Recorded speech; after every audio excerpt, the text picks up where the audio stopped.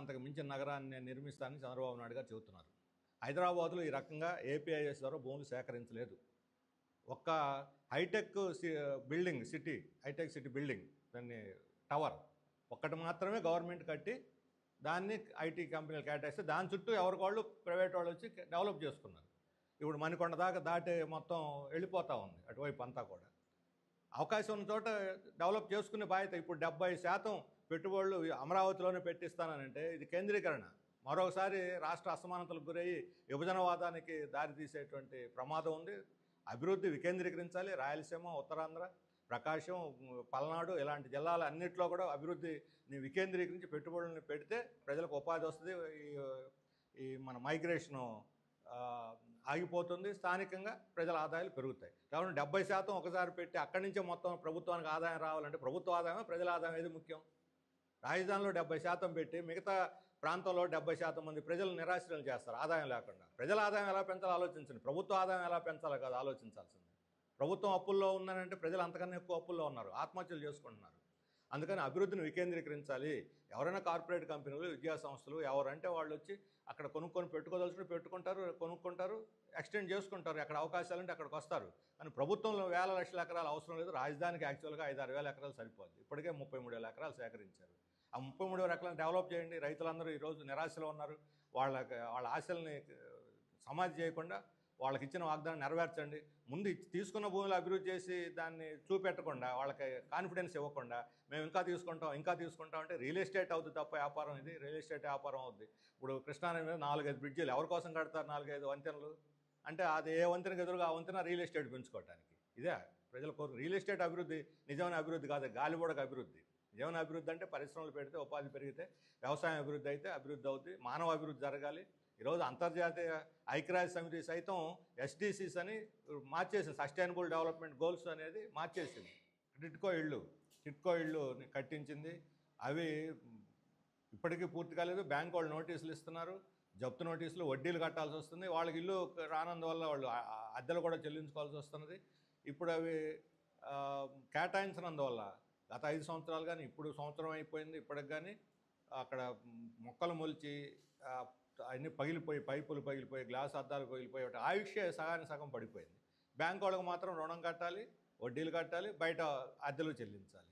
ఈ రకంగా జాతీయ సంపదని వృధా చేయటం, ప్రజల మీద అదనపు భారాన్ని వేయటం ఇది చాలా పెద్ద తప్పు. పాలకవర్గాలు చెప్పే మాటలకి చేస్తున్న పనికి సంబంధం లేదు. ఒకవైపు ప్రజలకి ఇళ్ళు కల్పించడానికేమో స్థలాలు లేవు, డబ్బులు 1,30,000 1,50,000 ఇచ్చి ఇల్లు కట్టుకోమంటే ఎవరు కట్టుకుంటారండి? పునాదులు కూడా లేవు. 5 లక్షలను కనీసం ప్రభుత్వం దానికి ఇల్లు కట్టుకోవడానికి సహాయం చేయాలి. డబ్బులు సహాయం చేయకుండా స్థలం కేటాయించిన ఉపయోగం ఉంది. కేటాయించిన స్థలం కూడా చాలా చోట చూపెట్టలేదు, పట్టాలు చేతికి ఇచ్చిన. రెండో వైపున పేదవాళ్ళ ఇళ్ళు లాగొట్టేస్తున్నారు.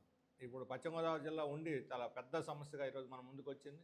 అక్కడ గ్రామాలకు దాదాపు 700 మందిని ఇళ్లలో నుంచి లేపేశారు. ఇప్పుడు రఘురామరాజు గారు బహిరంగ చెబుతున్నారు మేము 15 రోజులు మిగతా కూల్చేస్తామని. అంటే కూల్చేయటం ఈ ప్రభుత్వం పనే? విధ్వంసాలే చేస్తారా? కట్టించడం లేదా? కట్టించకుండా ప్రత్యామ్నాయం చూపకుండా ఇళ్ళు కూల్చేసి దిక్కున్న చోటకు పోయి ఉండండి ఎక్కడ పడితే అక్కడ అని అంటే నిరాశ్రయం చేస్తే ఈ రకంగా పేదల్ని ఇది న్యాయం అని అడుగుతున్నాను. ప్రభుత్వం మౌనంగా ఉంది. 10 రోజులుగా ఇది పెద్ద వివాదంగా పశ్చిమ గోదావరి జిల్లాలో నడుస్తూ ఉంటే రఘురామకృష్ణరాజు గారు బహిరంగంగా నేను ఇల్లు కూలగొట్టిస్తాను 15 రోజుల్లో అని చెబుతూ ఉంటే ప్రభుత్వం ఏమాత్రం మాట్లాడకుండా మౌనంగా ఎలా ఉంటుంది అని చెప్పి నేను అడుగుతున్నాను. అంటే మీరు చెప్పేటువంటి మాట మీద మీ మాట మీద చిత్తశుద్ధి మీకే లేదు. చెప్పే మాట మీద నిజంగా చిత్తశుద్ధి నిజాయితీ ఉంటే ప్రభుత్వం వెంటనే చర్యలు తీసుకొని అక్కడ వాళ్ళందరూ కూడా ప్రత్యామ్నాయం చూపెట్టాలి, ఇళ్ళు కట్టించాలి. దీని మీదకి తాటి చెట్టు ఎందుకు ఎక్కామంటే దూడ మీదకి అన్నట్టు ఎందుకు కూలగొట్టేస్తున్నామని అంటే నీళ్లు మురికి అవుతున్నాయి. ఇళ్ళు ఉన్న చోట మురికి కావా? డ్రైనేజ్ సిస్టమ్ పెట్టుకోవాలి. మీరు డ్రైనేజ్ సిస్టమ్ కల్పించకుండా సౌకర్యం రోడ్డు వేసింది, సిమెంట్ రోడ్డు వేశారు ఇంతకుముందు 10 ఏళ్ల క్రితమే. మరి డ్రైనేజ్ సిస్టమ్ ఎందుకు పెట్టలేదు? వాళ్ళు గుంతలు తవ్వుకొని టాయిలెట్ కట్టుకున్నారు. ఇప్పుడు టాయిలెట్లో నుంచి ఊట దిగి కాలువలో కలుస్తుందట. అసలు ఏమైనా అర్థం ఉందా ఇది? మేకను తింటానికి పులి ఆడిన సామెతలాగా ఉన్నాయి. ఇటువంటి సాకులు చూపెట్టి పేదవాళ్ళ ఇల్లు కొల్చడం అనేది చట్టవిరుద్ధం. వాళ్ళ ఇళ్ళు అన్నిటిగా పునర్నిర్మించాలి, కూలగొట్టడం ఆపాలని చెప్పి మేము డిమాండ్ చేస్తున్నాం. అలాగే మరొక వైపు భూముల్ని ఇష్టానుసారం కేటాయించేస్తున్నారు. ఇప్పుడు ఈరోజు తెలుగుదేశం వారు అధికారికంగా రిజైండర్ ఇచ్చారు, 99 పైసలకు మేము అమ్మలేదు, వర్షా కంపెనీకి కోటికి 50 లక్షలకు అమ్మామని. ఈ వివరణ ఇవ్వడానికి 10-15 రోజులు పెట్టాల్సి వచ్చిందా మీకు అని నేను అడుగుతున్నాను. ఎప్పుడో 2021లో ₹1,00,00,000 అమ్మితే గత ప్రభుత్వం, ఈరోజు మరలా అదే కోటికి ఎట్లా అమ్ముతారు? డబ్బులు వాల్యూ పెరగలేదా? సరే, 1,50,00,000 90 అది ఒకవైపు ఉంచండి. అసలు ఆ కంపెనీ, డేటా కంపెనీ, దానికి ఉన్నటువంటి క్రెడిబిలిటీ ఏమిటి? డేటా కంపెనీ ఏమైనా అనుభవం? కనీసం పోనీ టీసీఎస్ అంటే అనుభవం ఉన్న కంపెనీ, ప్రజలు కూడా ఎంతోమంది నమ్మకం పెట్టుకుంటారు, ఇది వస్తుంది, పెడతారు, ఈరోజు కాదు రేపైనా ఉద్యోగాలు వస్తాయని. ఇది ఏ నమ్మకంతో దీనికి మీరు భూములు కేటాయించారు? ఎట్లా అమ్ముతారు భూములను? అమ్మటమే, లీజు కాదు, కేటాయింపు కాదు. ప్రభుత్వానికి వాటా లేదు అందులో. 99 పైసలు కాదు, ₹1,00,00,000 ఇచ్చారు. ఎట్లా విశాఖ లాంటి నగరంలో అత్యంత విలువైనటువంటి ఆ కొండ మీద ₹1,00,00,000 వస్తుంది ఎకరాకి.